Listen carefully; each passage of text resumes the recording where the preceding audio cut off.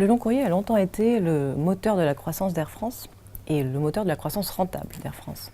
Mais aujourd'hui, quand on regarde l'état de notre réseau, on se rend compte que seulement 50% de nos lignes sont rentables. Dit autrement, sur les 107 avions long courrier qu'on opère aujourd'hui, chaque jour, on a une cinquantaine d'avions qui décollent pour créer de la valeur et l'autre cinquantaine s'envole pour en détruire. Et sur le réseau, zone par zone, comment ça se traduit?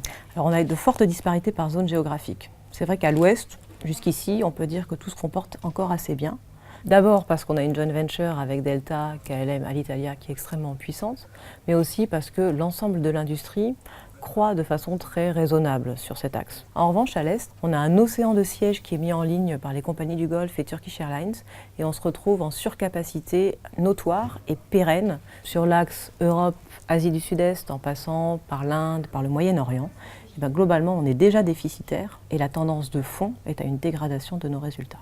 Historiquement, le réseau Afrique était un réseau sur lequel on arrivait à dégager de la croissance ou de la recette. Aujourd'hui, sur l'Afrique, justement, on en est où? L'Afrique est une zone de plus en plus fragile. Alors, elle a été bouleversée, c'est vrai, ces dernières années par pas mal d'événements géopolitiques ou sanitaires qui ont fragilisé nos routes africaines. Plus récemment, la chute des prix du pétrole a été également extrêmement coûteuse en termes de rentabilité aux lignes pétrolières, où nos clients, firmes comme Total, Shell ou d'autres, se sont mis à beaucoup moins voyager. Et le troisième aspect qui est certainement le plus inquiétant à moyen terme, c'est le développement de Turkish Airlines, qui a ouvert en l'espace de 4 ans une vingtaine de destinations en Afrique de l'Ouest. Au-delà de l'aspect géographique que vous venez d'évoquer, est-ce que toutes les lignes se valent? Alors, pour faire simple, on va dire qu'on a 3 types de lignes. Tout d'abord, les lignes qu'on appelle ultra business, qui sont en gros un tiers de notre réseau, et Air France a, grâce à la richesse de son réseau et grâce aussi à sa stratégie commerciale de fidélisation des clients et des clients firmes notamment, a historiquement des recettes unitaires très élevées sur ses routes. À l'opposé, on a les lignes qu'on caractérise comme ultra loisirs.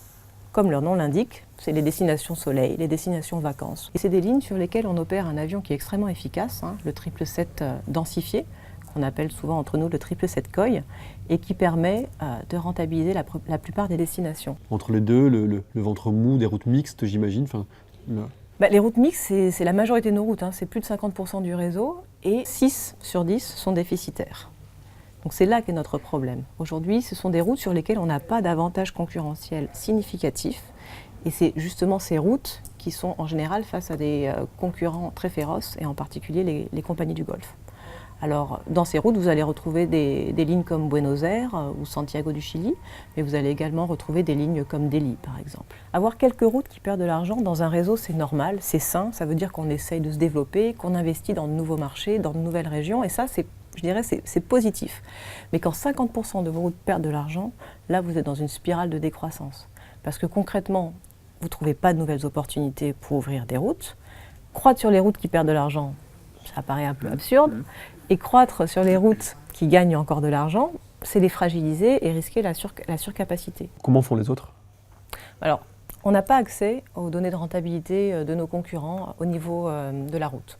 En revanche, quand on se compare au sein du groupe Air France-KLM avec KLM justement, on voit qu'en 2014, KLM a pu opérer 80% des routes de son réseau long courrier de façon rentable. Et donc KLM peut se permettre sur une petite partie de son réseau d'investir en perdant de l'argent pour trouver de nouveaux marchés. C'est pour ça qu'on prévoit dans le cadre de Perform 80% de routes rentables, mais aussi de dégager un résultat opérationnel de 650 millions d'euros au minimum sur le long courrier. Comment on y arrive? Ça veut dire qu'on ferme des routes? Ça peut être une option. C'est vrai que quand vous voulez augmenter votre marge, vous avez 2 leviers, les recettes et les coûts. Sur les recettes, on continue les plans d'action commerciaux qui sont très agressifs. On a vraiment des initiatives sur la plupart de nos marchés pour essayer de conquérir de nouveaux clients. On a une stratégie de montée en gamme justement pour fidéliser des clients qui sont assez exigeants. Mais on ne va pas pouvoir améliorer notre performance en termes de recettes parce qu'on est déjà les meilleurs. Donc le deuxième levier, inévitable, c'est de travailler sur les coûts.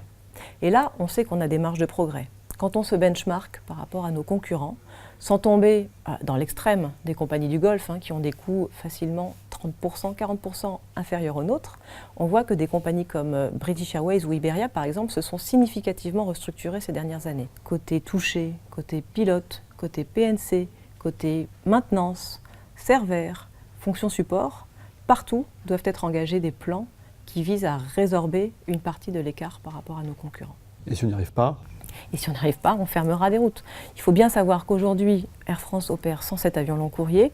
Dès 2016, on va devoir réduire notre flotte. Pour la première fois de notre histoire, on va passer à une flotte de 104 avions. Et cette trajectoire d'attrition, ce n'est pas celle que l'on souhaite, mais c'est malheureusement celle que l'on subira si on n'est pas capable de suffisamment se redresser.